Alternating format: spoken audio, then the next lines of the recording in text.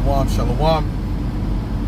First and foremost, I want to give all praises, glory, and honor to Yahweh, Bahasham, Yahweh Shai, Bahasham, Bahakadash. The blessed to my apostles and elders of Great Millstone. Salutations, much love and respect to Rakim out there pushing this word out in truth and sincerity. Okay, this lesson is going to be on the word mortgage.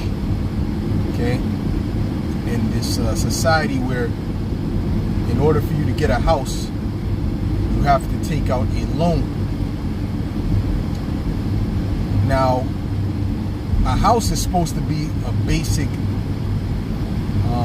human necessity. A home, a plot of land, that is supposed to be a basic human necessity. That's why when we were coming into the land, everyone was divided their portion of the land. Okay? And there's even a law when a stranger comes in, speaking about the stranger that's an Israelite from abroad, when they come into the land to live within the land, you have to allot them a plot of land. Okay, that wasn't dealing with the heathen, obviously, or else then Moab could just take over all the land. No, that was dealing with the Israelites. Okay? So a lot of times when you see the word stranger, it's not just speaking about the strangers as in the other nations. A lot of times it's speaking about the Israelites, especially in the New Testament. So anyways, why were you allotted a plot of land and you didn't have to pay for that plot of land? They didn't charge you for that plot of land a month in, month out, things of that nature. Okay? You got that plot of land because every man is supposed to have an inheritance. The main inheritance, the main and the most important inheritance is the land. Okay? So the way Esau set up his society, these Edomites, they set up their society, they set it up where the average person cannot buy a house outright. And even if you can, you really never own the house. All right? You need something called an allodial title, a particular document that states that you have 100% ownership of that house, which means that in certain scenarios, the government can seize your house, so you really don't own it.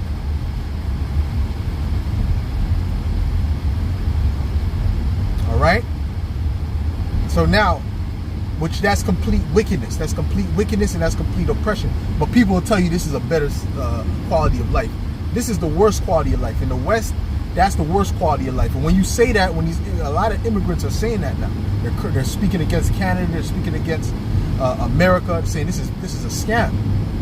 And then all these Edomites can say, all right, and certain Jakes, because they're following after the devil, right?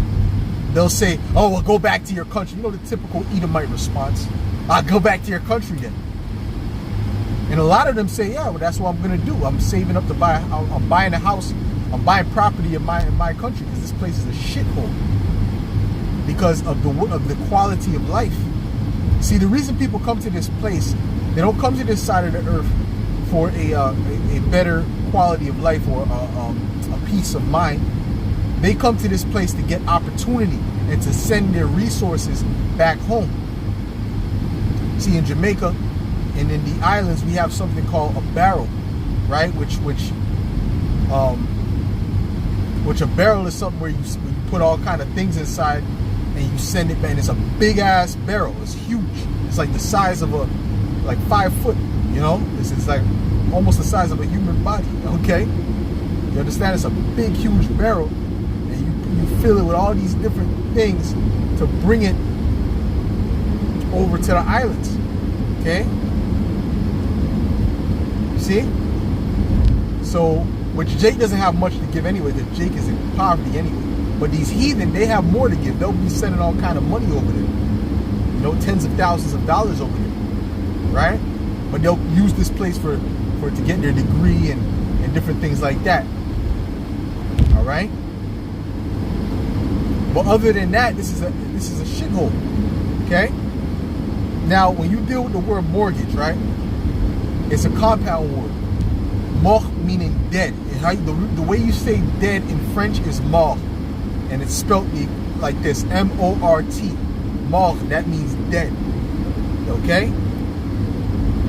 The word mortgage, the beginning of it is mort, which means death. And then the second word, is a compound word, is gage, which means a pledge. Okay? A pledge. Or a vow or oath. So you're pledging to pay this debt off until you die. How long are mortgages typically? They're about 25 years, 30 years, whatever the case may be. Right? If there's no issues that happen in between that. So you're getting a mortgage probably within your 30s if you're lucky. Okay? Or 40s or 50s. All right? And then you're paying that off until basically up until you give up your ghost. And what does the scripture say? It says that the borrower is subject to the lender. So you're constantly in slavery unto the government. Oh, slavery doesn't exist. Oh yeah, you're in slavery, all right. You're working to pay, constantly working to pay these different bills. And the main bill is what? Is your housing bill. That's the largest expense for everybody, is the housing expense. When that's supposed to be a necessity, everyone's just supposed to have that. Everyone's just supposed to have an inheritance of a plot of land. That's how it was in the ancient world. That's how it is in different parts of the world.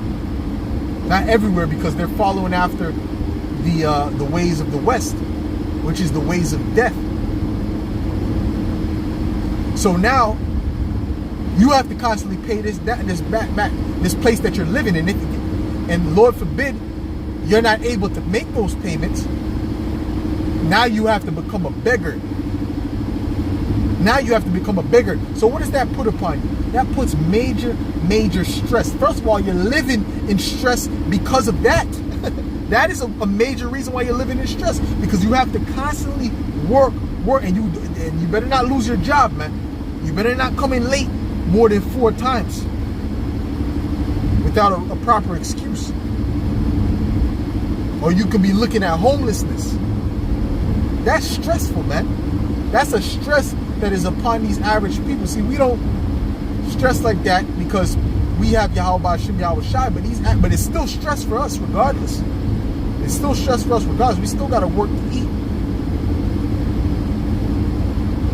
You know, we're put in particular situations where the Lord just delivers us in the nick of time.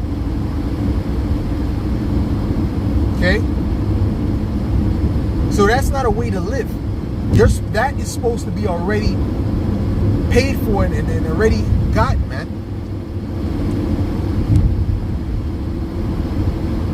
Okay? And another thing the scripture says in Ecclesiasticus, all right? Shalom to you, you Akim, and to you Akwath out there on the comment boards, man.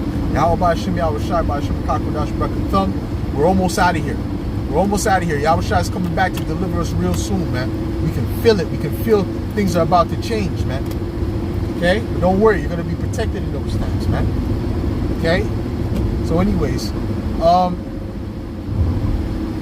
yeah, so the scriptures also say in Ecclesiasticus that he that buildeth his house with other men's money is like him that gathereth the stones for his own burial. Basically, you're basically setting yourself up for the worst case scenario. Okay, that's the worst case scenario for you to be building. To be building, it's a judgment right there, some big accident. Anyways, to be building your house with another man's money, and that's what you're doing when you take out a mortgage, which is a death pledge. You're building your house with the government's money, with Esau's money.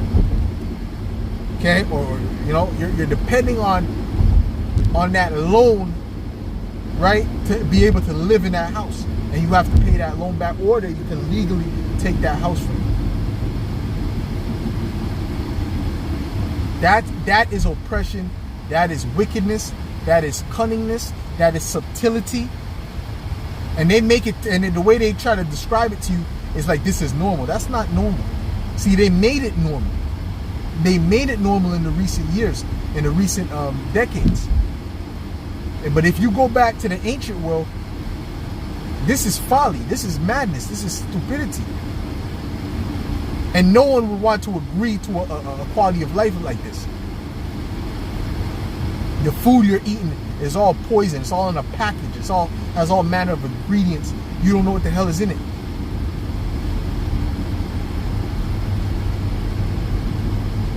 Even in the organic section, you'll see a thing, you're like, what the fuck, what is this? Natural flavor. What does that mean? Natural flavor. What does that mean exactly? Natural flavor. Natural lemon flavor. So hold on, you don't use the lemons? Where are you getting the lemon flavor from? But the lemons. You see that? And then you wonder why these people are all sick. You wonder why these people are all goddamn sick. Oh, but you have free healthcare. First of all, the health, I don't want to speak about that. You know how Esau gets down. Okay? You know how Esau gets down. All right? All right? Give me a second. Let me text this brother.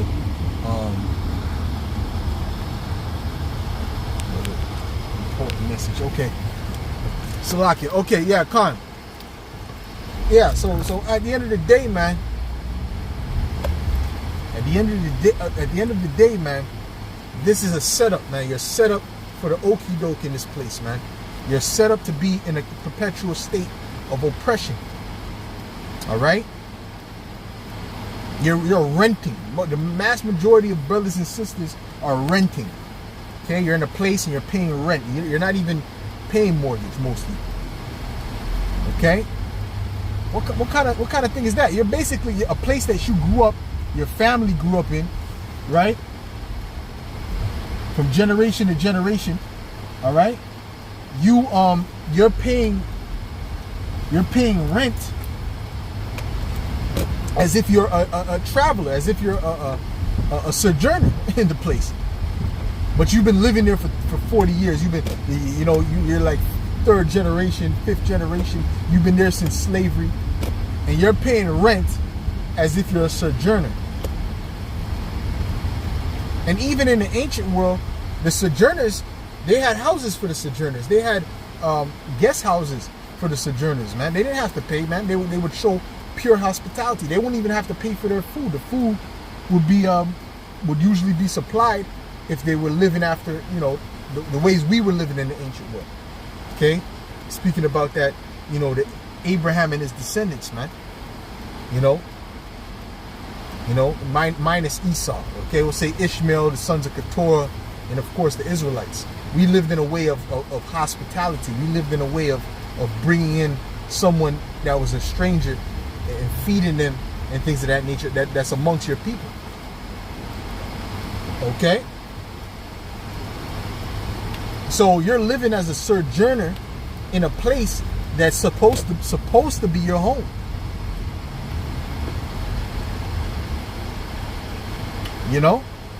And you can't really blame the it's my landlord's fault. It's not your landlord's fault, because guess what? Your landlord is paying mortgage. Your landlord is in the same system. He's in the same web. So there's really nothing he could do either. Okay? You understand? It's really nothing. It's a web. It's a web. It's a trap. And that's the word subtlety, when you look it up in the blue letter, it says one of the definition is subtle, not noticeable, and then it says as a web, as a spider web, because you don't see a spider web, you just feel it all on when it hits your face. You just feel it when you walk into it. Okay, but it's subtle. It's there, but you can't see it. Okay, unless you see like the reflection in the light. This is how Esau moves. He moves subtly, and he also moves with gradualism. Because he's a serpent. A serpent will stay there and won't move for a long time until it's the perfect time to strike. Same thing with a leopard, same thing with you know, a tiger, these different animals of prey. They'll stalk their prey for a long time. They'll sit there and wait patiently for them to get just in the right reach for them to be able to leap and catch them. You understand? You see what I'm saying? So this is how Esau moves. And he has you already through decades and decades of building this system. Okay? He has everyone already in a web. And we're going to get to the point where the laborers are going to fight against this system that is. Okay? Scriptures say they shall not regard their kings nor princes. They're not going to regard the government. They're not going to regard authority. And I hope Trump gets in there, because you got these stupid ass Republicans talking this right wing, and they're acting like this guy's some type of, like the Most High is dealing with this guy, like this guy's a God-fearing man or something. That dude is a Satanist just like the rest of them. Okay? He's a Satanist and a freak just like the rest of them. But you got Jake now, they want Trump. And I hope Trump gets in, because if Trump gets in, first of all, you're gonna see what true tyranny is all about. They're gonna see what true draconian law is all about, because he's going to be set up to bring in order. See, Biden is set up to bring in folly into okay, and to completely just be a clown, so that people and listen, man, this is stage, man. This is some stage stuff that's going on here, man. Okay, there's nobody that flipping incompetent, man. And on top of that, they put him in office. They're done with America. That's a sign that they're done. They're finished with America. Okay, and if Trump gets in there, he's gonna set everything in order. But he's not gonna bring the order that you guys think, some type of utopia. No, it's gonna be far from a utopia. Okay, he was speaking about bringing in guillotines and all them things. Oh, you need to bring back firing squads. Oh yeah. I hope he gets into office, because then when he shows his horns, now you people have nowhere to turn, because Jake has been running from hill to hill, mountain to hill rather, meaning government to government. You're at the left, now you're at the right. Now you know you're a Republican, and now you know, after this, where are you gonna go? To the Green Party? Where are you gonna go after this, man?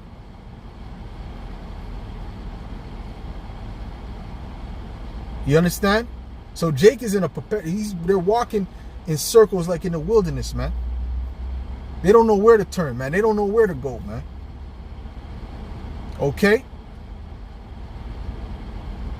So I hope he gets into office, man, to crush their hope of this government being any good, anyone in it being good, anyone in any of these power structures of this society being good, because there's nothing good in this place.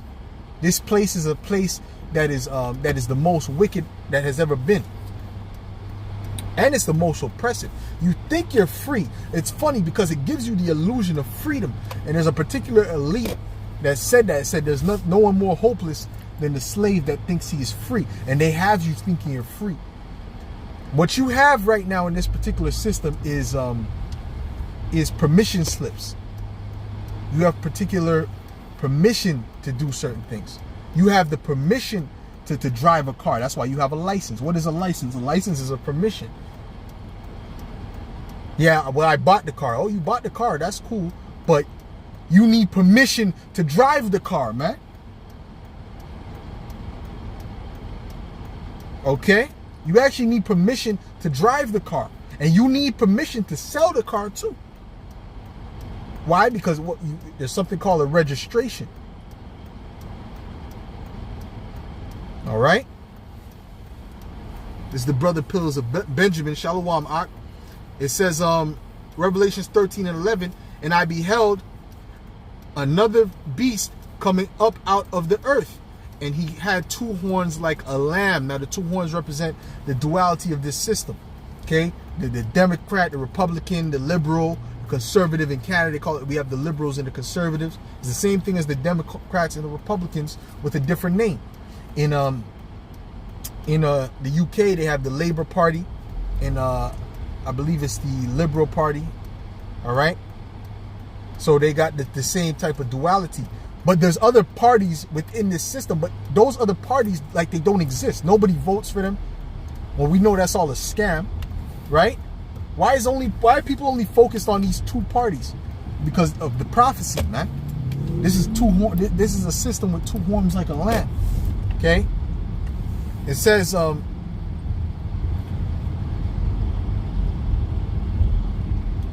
brother put Lamentations 4:17. As for us, our eyes as yet failed for vain help. In our watching, we have watched for a nation that could not save us. What's the nation Jake is watching for to save them now? The Edomites. They're looking for Esau to save them. They're looking for FEMA. They're looking for the Canadian government. They're looking for somebody to help them. And the somebody they want to help them is flesh, meaning it's man. Okay, the scripture says, "Woe to him that make flesh their arm, or they make flesh their arm, and woe to him that trusteth in man." And that's what Jake is doing. They're trusting in man, and not only just any man. They're trusting in the most unfaithful man that has ever walked the face of the earth, and that's the biblical Edomites. The most untrustworthy and the ones that have the worst intentions for you, these are the ones that Jake is trusting in. And they put all their heart in this too, man. They put all when Biden came in office, they put all their heart into Biden. They put all their trust into Biden. Even Kerry Hilson? I believe it was Kerry Hilson, if I'm not mistaken. I could be mistaken, but I believe it was Kerry Hilson. Or one of these celebrities. I believe it was her. But she said, "Oh, Biden, please save us." And she said it with emotion. And then you had that super Sambo that's on CNN crying, it's a better day to send my kids to school. It's a safer place now. He was crying, it's a better day. It's a better time to send my kids to school because, we feel safe or something. It's like, and there's something about these Jakes on the TV. They're always crying, man. Steve Harvey, they're always crying, bro. So, it's a weak, poor excuse for men, But anyways, they really believe in this guy. They really believe in this system. They really believe in Esau, Edom, and his form of so-called salvation, which is no salvation at all, man. Which is no salvation at all. Which is really nothing more than death. You know what I'm saying? It's nothing more than death. Okay? But this is what they believe in. This is what they trust in, man. Okay? So anyways, man. With that, I know I went to some other stuff, but with that, Lord willing, this was edifying to the elect. And I'll say shalom.